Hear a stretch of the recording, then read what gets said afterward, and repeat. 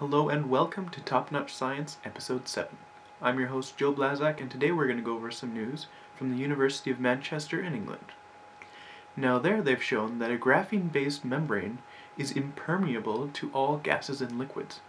However, they've also shown that this membrane allows water to evaporate through there as if there was no membrane at all.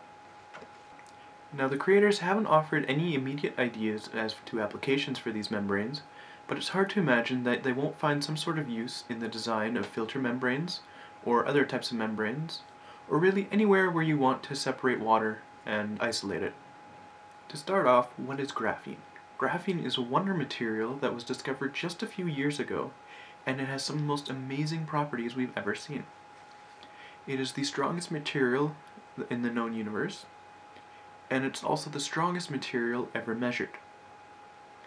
It conducts heat and electricity much better than any material we've ever seen before, and is the stiffest and at the same time the most ductile material. So what does this wonder material really look like? Well, it's a one atom thick sheet of carbon atoms which are arranged in a honeycomb structure. Now the team used this graphene to create graphene oxide, which is essentially the same thing, except you have a few other molecules randomly distributed around it. Then what the team did is they took these graphene oxide sheets and layered them one on top of another to create a sort of laminate, which they then put on a metal container. These sheets then arranged themselves so that there was just enough room for exactly one layer of water molecules.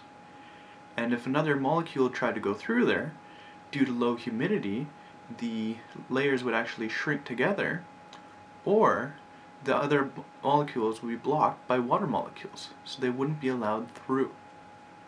Now while this discovery does add to the cool list of properties of graphene, there is a huge world of materials out there for us to research and discover.